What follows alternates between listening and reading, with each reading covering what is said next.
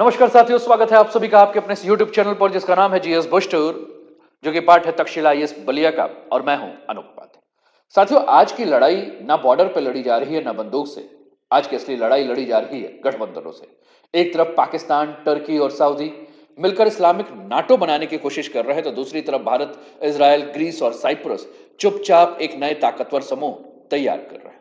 लेकिन इस पूरी कहानी में सबसे अहम किरदार है यूएई। यूएई एक ऐसा देश है जो खुद युद्ध में तो नहीं उतरता है, लेकिन यह तय करता है कि युद्ध किस दिशा में जाएगा। सवाल सिर्फ ये नहीं है कि पाकिस्तान क्या कर रहा है। असली सवाल यह है कि यूएई भारत के साथ खड़ा होगा या पाकिस्तान की योजना को जो है वो ताकत देगा। इस्लामिक नाटो की संकल्पना के बाद, चर्चा के बाद, यूएई के राष्ट्रपति प्रथम बार जो है वो भारत की यात्रा पर आ रहे हैं, और इसलिए टॉपिक और भी ज्यादा इंपॉर्टेंट हो जा रहा है। तो आज हम इन सारे मुद्दे पर विस्तार पूर्वक चर्चा करेंगे। वीडियो को अंत तक अवश्य देखिएगा, क्योंकि अगर आपने यूएई को समझ लिया तो आपको आने वाली पूरी वैश्विक राजनीति जो है वो साफ दिखाई देगी। चैनल को अभी तक सब्सक्राइब नहीं किया तो चैनल को सब्सक्राइब करके बेल आइकन दबा दीजिएगा कि आने वाले हर वीडियो का नोटिफिकेशन आप सभी को मिले। और आज का टॉपिक है आपके स्क्रीन पर, यूएई प्रेसिडेंट जो है वो भारत में है, और चर्चाएं जो है वो मिडिल ईस्ट क्राइसिस और इस्लामिक नाटो को लेकर जो है होने वाली। कुछ समाचार पत्रों ने जो है वो मेडिटेरियन जो है वो क्वाड के बारे में भी बात की है कि जिस प्रकार से नाटो की संकल्पना की जा रही है, इस्लामिक नाटो की संकल्पना की जा रही है, वैसे ही जो है वो मेडिटेरियन क्वाड भी जो है वो बनाया जा सकता है। और प्रमुखता से यूरेशियन एशियन टाइम्स ने जो है इसको छापा है। लेकिन एक और न्यूज़पेपर जो कि मैंने 2023 का आपको समझाने के लिए लिया हुआ, जिसमें ग्रीस, साइप्रस और इजराइल जो है वो भारत को इनवाइट कर रहे हैं ट्राइलेटरल समिट में 2024 के लिए, और ये 5/9/2023 का न्यूज़ है। ठीक, बाकी अगर हम बात करें तो ये जो समाचार जो 11 जनवरी से लेकर अभी तक जो चल रहा है, इसको भी हम लेके बात करें कि Islamic NATO rising, how India and Israel defence bone friends. Islamic NATO जो है, इससे जो एक नया कॉन्सेप्ट आ रहा है, उससे इंडिया और इजराइल मिलकर कैसे लड़ेंगे। मेडिटेरियन क्वाड क्या है, इस पर भी हम चर्चा करेंगे। और will India join 3+1 grouping to counter Islamic NATO, can UAE join the amid Saudi rift. ठीक, इसी के ऊपर हमारी चर्चा है। तो साथियों, जैसा कि मैंने कहा कि संयुक्त अरब अमीरात यानी कि यूएई के राष्ट्रपति शेख मोहम्मद बिन जायद अल नहयान जो है वो सोमवार को एक दिन के दौरे पर जो है वो भारत आएंगे, और इस दौरान वो प्रधानमंत्री मोदी से जो है उनकी मुलाकात होगी।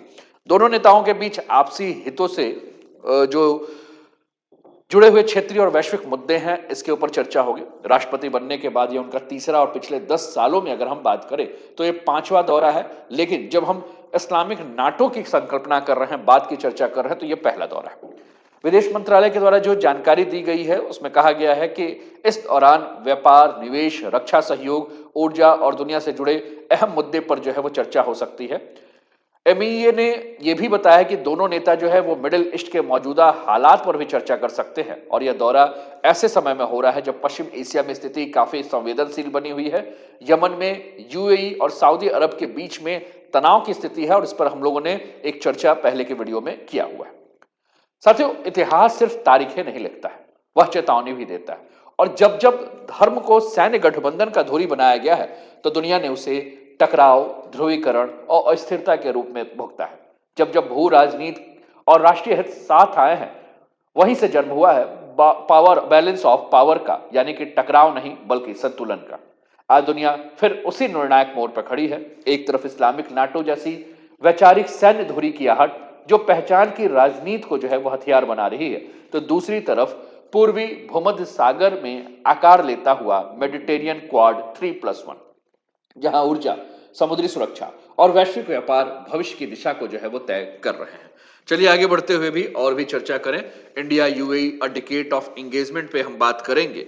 मार्च 2016 से अगर देखें तो इन्होंने पहली बार इंडिया विजिट किया था। उसके बाद अगर हम बात करें तो 2018 में, और फिर ये विजिट किए 2019 में विजिट तोरान एंड एनर्जी टेक्नोलॉजी के ऊपर, 2023 में स्ट्रेटेजिक टैक्स के ऊपर जो है चर्चा हुई थी। तो काफी सारी चर्चाएं जो है हो चुकी है, काफी सारी बैठकें जो हो चुकी है। ये तस्वीर आपको 15 जुलाई 2030 की है, जिसमें यूएई के राष्ट्रपति पीएम मोदी को फ्रेंडशिप बैंड जो है वो बांधते हुए दिख रहे हैं। ठीक, तो हमने जो बातें कही, हमने क्या कहा कि एक तरफ इस्लामिक नाटो की संकल्पना हो रही है, तो दूसरी तरफ मेडिटेरियन क्वाड की संकल्पना हो रही है। और मेडिटेरियन क्वाड के बारे में हमने कहा कि ये ऊर्जा, समुद्री सुरक्षा और वैश्विक व्यापार के भविष्य की दिशा को जो है वो तय कर रहे हैं, तैयार कर रहे हैं। साथियों, अगर हम बात करें तो कुल मिलाकर अगर देखें तो भारत सिर्फ एक दर्शक बनकर या गेम चेंजर बनकर इस पे काम नहीं कर रहा है ना। भारत जो है वो 21वीं सदी के ग्लोबल पावर बैलेंस की जो है वो रेखाएं खींचने के ऊपर जो है काम कर रहा है। और आज की जो कहानी है केवल गठबंधन की नहीं है, ये कहानी नई विश्व व्यवस्था और उसमें भारत की निर्णायक भूमिका की है। अगर बहुत आसान शब्दों में अगर हम बात करें साथियों, तो आज की दुनिया जो है वो स्थिर नहीं है, बल्कि लगातार बदल रही है। लगातार हर क्षेत्र में तनाव और अनिश्चितता जो है बढ़ रही है। रूस और यूक्रेन का युद्ध आप देख ही चुके हैं कि किस प्रकार से रूस और यूक्रेन के युद्ध के बाद यूरोप की सुरक्षा व्यवस्था जो है हिल गई। ऊर्जा, खाद्य और हथियारों की वैश्विक राजनीति जो है वो बदल गई। और आज कोई भी देश अकेले सुरक्षित जो है वो नहीं रह सकता। इसलिए देश अब सिर्फ दो देशों से रिश्ते नहीं रख रहे हैं, अब बहुपक्षीय यानी कि मल्टीलेटरल रणनीति के ऊपर भी ध्यान दे रहे हैं। और इसी संदर्भ में अगर हम बात करें तो मोहम्मद बिन जायद अल नहयान का जो भारत दौरा है वो सिर्फ द्विपक्षीय यात्रा नहीं है। ये दौरा नए क्षेत्रीय गठबंधों से जुड़ा हुआ, समुद्री सुरक्षा से, ऊर्जा, व्यापार और रणनीतिक संतुलन से जो है जुड़ा हुआ है। यानी कि भारत यूएई संबंध अब केवल दोस्ती नहीं बल्कि वैश्विक रणनीति का जो है वो हिस्सा बन चुका है। यह दौरा बदलती हुई विश्व व्यवस्था में भारत की केंद्रीय और संतुलनकारी भूमिका को भी दर्शाता है। इस्लामिक नाटो के बारे में हमने पहले भी विस्तार पूर्वक चर्चा किया हुआ है, लेकिन इस्लामिक नाटो के बारे में एक बार फिर से हम थोड़ा सा देख लेते हैं कि क्या है ये इस्लामिक नाटो और इस्लामिक नाटो की संकल्पना क्यों हो रही है, इस्लामिक नाटो के ऊपर जो है वो चर्चाएं क्यों हो रही है। इसको हम लोग एक बार फिर से जो है वो दोहरा लेते हैं बहुत शॉर्ट में।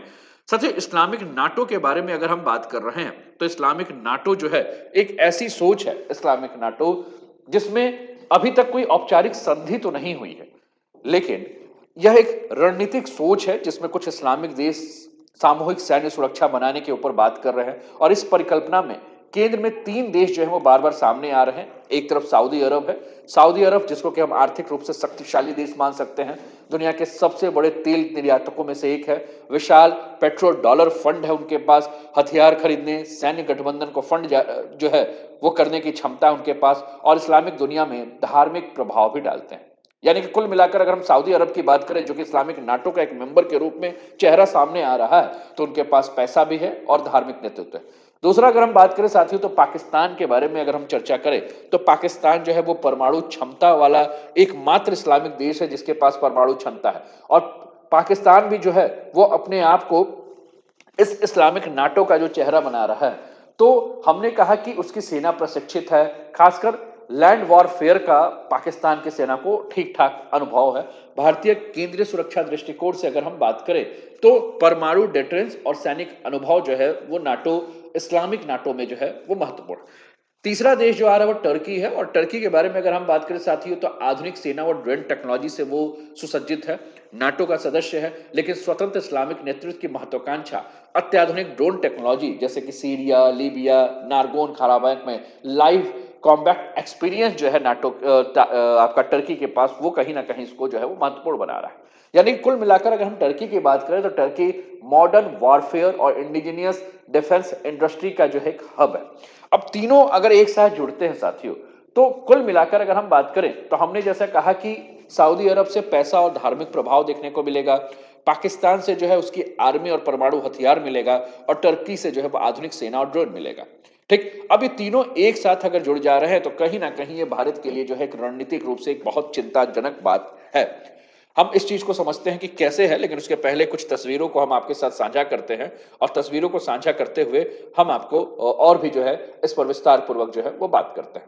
जब हम बात कर रहे थे इस्लामिक नाटो की, तो आप अपने स्क्रीन पर ये इंडिया के इंटरनल सिक्योरिटी सिनेरियो को देखिए, जिसमें एक तरफ आपको कश्मीर दिख रहा है, जिसमें इंसर्जेंसी आपको जो है वो बॉर्डर के आसपास आतंकवाद, अभी तो हमने काफी हद तक इस पे कंट्रोल पाया लेकिन ये समाप्त नहीं हुआ है। दूसरा ये मल्टीपल, अगर हम इस एरिया की बात करें, नॉर्थ ईस्ट के क्षेत्र के बारे में बात करें, तो जिस प्रकार से बांग्लादेश में भारत के विरोधी बन रहा है वर्तमान सरकार, क्योंकि वर्तमान सरकार जो है वो पाकिस्तान के द्वारा पीछे से जो है पूरा का पूरा सपोर्ट है, और सुनने में तो ये भी आ रहा है कि अब बांग्लादेश में गृह युद्ध के जो है वो आसार देखने को मिल रहे हैं। सेना जो है वो दो फाड़ में जो है बट रही है, वहां की जनता जो है वो अब विरोध में उतरने वाली है ना। तो कुल मिलाकर स्थिति जो है वो हमें देखने को मिल रहा है, चाहे हम इधर की बात करें चाहे इधर की बात करें, तो भारत के लिए रणनीतिक रूप से काफी चिंताजनक बात है, कि अगर धर्म आधारित सैन्य धुरी बनती है, अगर सऊदी अरब, पाकिस्तान और तुर्की का गठबंधन बनता है, तो धर्म की पहचान पर खड़ा हुआ गठबंधन जो है, इसका अर्थ सिर्फ राजनीति तक जो है सीमित नहीं होगा, यह वैचारिक ध्रुवीकरण भी बढ़ाएगा। हम बनाम वे की जो सोच होगी उसको हवा मिलेगी। भारत एक साथियों सेकुलर, और भारत के बारे में बात करें तो धर्मनिरपेक्ष जो है, वो पंथ निरपेक्ष जो है, वो एक राष्ट्र है। हमारे यहाँ सर्वधर्म समभाव के बारे में बात होता है, लेकिन अगर ऐसी धुरी बनती है तो कहीं ना कहीं भारत के सामाजिक ताने बाने और राजनीतिक संतुलन के लिए जो है वह चुनौती बन सकती है। अगर इस प्रकार से धर्म के आधार पर कोई ग्रुप बनता है साथियों, तो पाकिस्तान का अप्रत्यक्ष समर्थन जो है वो भारत में, अगर हम बात करें तो बहुत सारी चीजें जो है वो की जा सकती हैं जो कि भारत में देश विरोधी और भारत के जो संप्रभुता विरोधी जो है वो घटनाएं घट सकती हैं। जैसे कि सऊदी अरबिया से अगर पैसा और फंडिंग मिले, टर्की से टेक्नोलॉजी और ड्रोन जैसे सैन्य सहयोग मिले, पाकिस्तान से परमाणु हथियार, तो पाकिस्तान को भारत के खिलाफ स्ट्रेटेजिक कॉन्फिडेंस बूस्ट जो है मिल सकता है। यानी कि पाकिस्तान अब भारत पर अपने आतंकी मंसूबे या भारत पर किसी भी प्रकार के जो है वो गलत कामों को लेकर ज्यादा आक्रामक रुख दिखाने का प्रयास करेगा, क्योंकि उसके पीछे से सऊदी अरब और टर्की का सपोर्ट है। यानी कि अब पाकिस्तान जो है वो ज्यादा जोखिम लेने का जो है वो हिम्मत कर सकता है। अब इसी में यूएई के बारे में अगर हम बात करें तो यूएई जो है वो एंट्री जब कर रहा है, तो आपको याद है कि सऊदी और यूएई के बीच में टकराव हमने यमन के क्षेत्र में देखा था।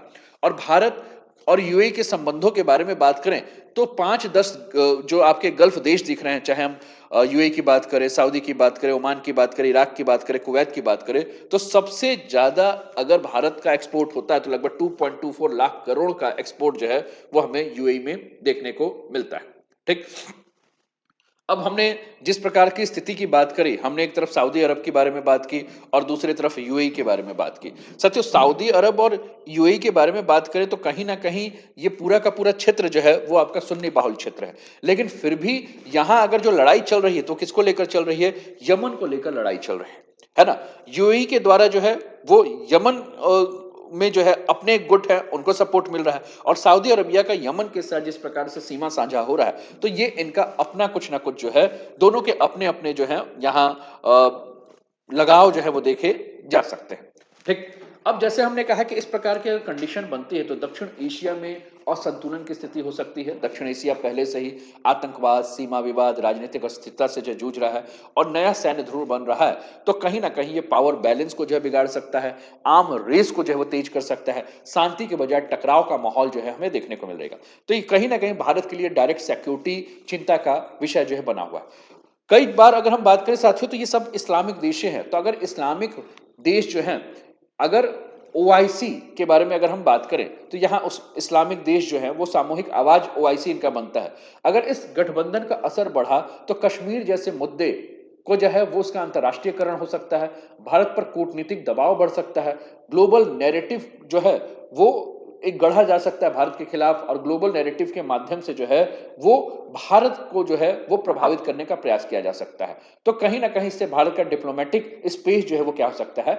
संकुचित हो सकता है।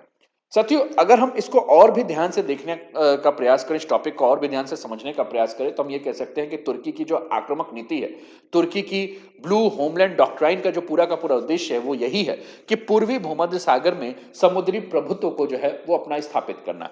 अब आप अपने स्क्रीन पर ये मैप देखिए, आपको टर्की दिख रहा है, ये साइप्रस देख रहा है, ये आपको ग्रीस देखने को मिल रहा है। ठीक, ये 3 देश आप जो है देख रहे हैं, ये आपका एगियन सी जो है वो देखने को मिल रहा है। ठीक, अब यहां अगर इन लोग की लड़ाई जो है वो किसको लेकर है? एक्सक्लूसिव इकोनॉमिक जोन बाउंड्री को लेकर है ना।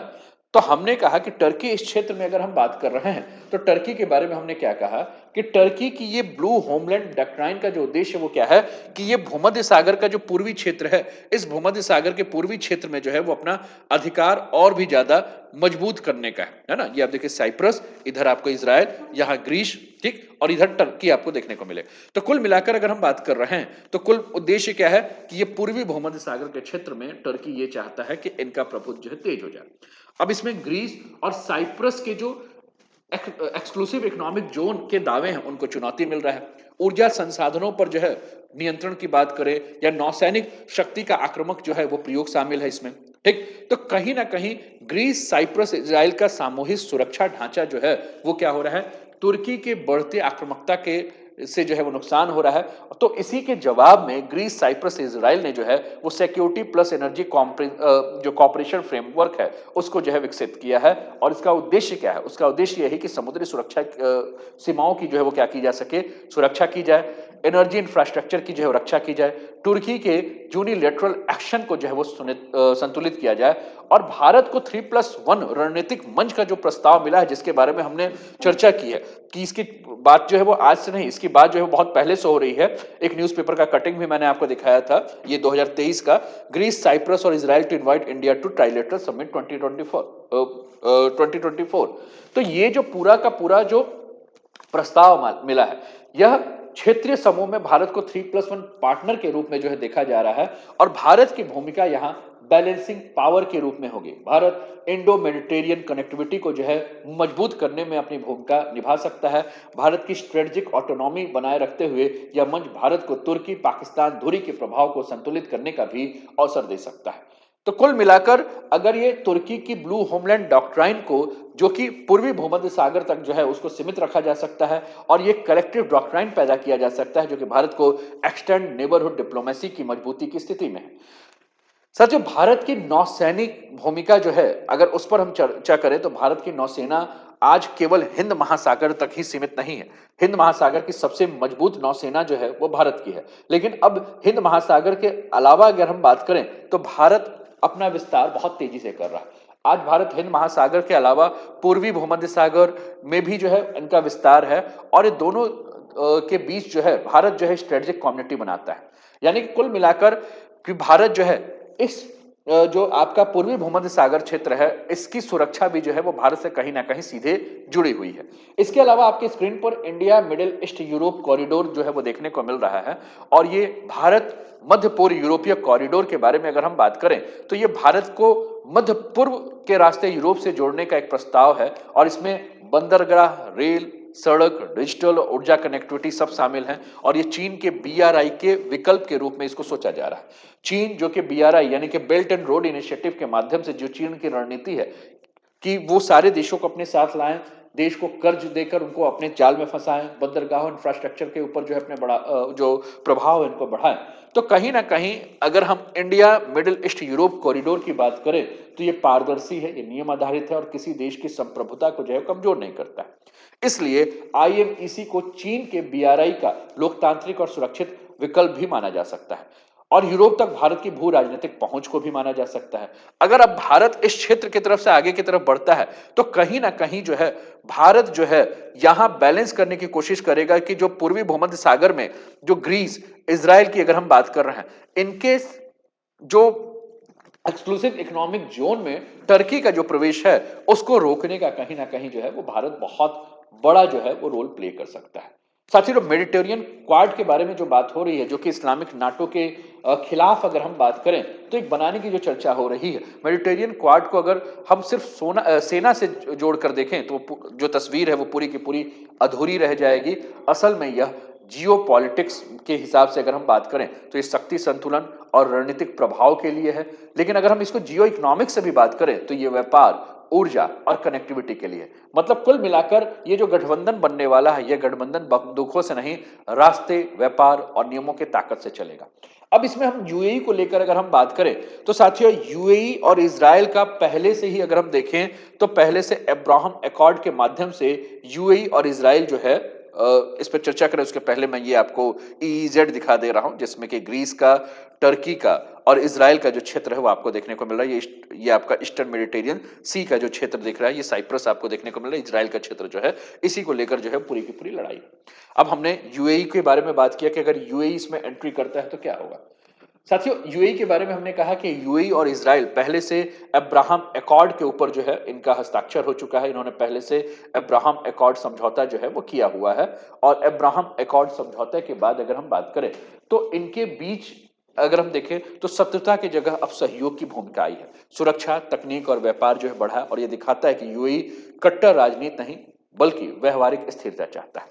यूएई, भारत, सेपा और I2U2, अगर कुल मिलाकर अगर हम बात करें तो सेपा की बात करें तो सेपा व्यापार, निवेश, सप्लाई चेन को मजबूत करता है। लेकिन I2U2 की बात करें तो I2 मतलब आपका इंडिया और इजराइल, और U2 का मतलब यूएई और अमेरिका का जो सहयोग मंच है। तो ये भारत की मिडिल ईस्ट की विश्वसनीयता को भी जो बढ़ाता है। यहाँ आर्थिक रणनीतिक साझेदारी जो है एक साथ चल सकती है। यूएई, सऊदी, यमन पर जो मतभेद चल रहा है, इस मतभेद के बाद की अगर हम स्थिति बात करें साथियों, तो उसके बाद सऊदी को हमने देखा कि सऊदी इस्लामिक नाटो का सदस्य बनने जा रहा है। और जिस प्रकार से यूएई से मतभेद है यमन के मुद्दे को लेकर, यूएई सैन्य टकराव से जो है दूरी, स्थिरता और कूटनीति पर जो है वो जोर दे रहा है। और इससे साफ है कि यूएई स्वतंत्र निर्णय वाला खिलाड़ी है, ना कि किसी धुरी का स्थायी हिस्सा।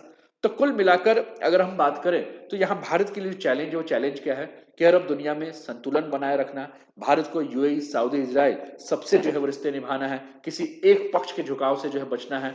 संतुलन बिगड़ा तो ऊर्जा, प्रवासी और निवेश हित जो है वो प्रभावित हो सकते हैं। औपचारिक संगठन जो गठबंधन, उससे दूरी रखना है। और भारत की जो परंपरा है वो क्या है, स्ट्रेटेजिक ऑटोनॉमी की है। इसलिए किसी नाटो जैसे सैन्य गठबंधन में भारत जो है नहीं फंसना चाहेगा, लेकिन सहयोग जारी जो है वो रखेगा।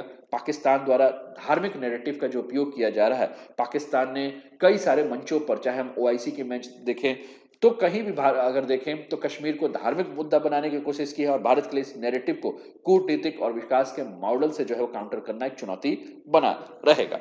तो कुल मिलाकर अगर हम बात करें तो इस जो यात्रा है, इस यात्रा के बाद जो पूरी की पूरी जो तस्वीर है, वो तस्वीर यही होने वाली है कि 21वीं सदी की कूटनीति ब्लॉकों से नहीं, संतुलन की राजनीति से चलेगी। भारत यदि मेडिटेरियन क्वाड 3+1 में सक्रिय भूमिका निभाता है, तो वह न केवल पाकिस्तान तुर्की धुरी को संतुलित करेगा, बल्कि यूरोप से हिंद महासागर तक सुरक्षा स्थिरता का सेतु भी जो है वो बनेगा। आपको क्या लगता है, क्या क्या कंडीशन जो है वो हो सकती हैं? आप भी जो है वो अपने कमेंट के माध्यम से जरूर बताएं। और कैसा लगा ये वीडियो जरूर बताएं। और अभी तक चैनल को सब्सक्राइब नहीं किया तो सब्सक्राइब कर दीजिए, वीडियो को लाइक नहीं किया तो लाइक कर दीजिए, शेयर नहीं किया तो शेयर कर दीजिए, और कमेंट नहीं किया तो कमेंट कीजिए। अपना ध्यान रखिए, स्वस्थ रहिए, मस्त रहिए, तंदुरुस्त रहिए, हंसते खेलते मुस्कुराते हुए जीवन का आनंद लीजिए। जय हिंद, जय भारत।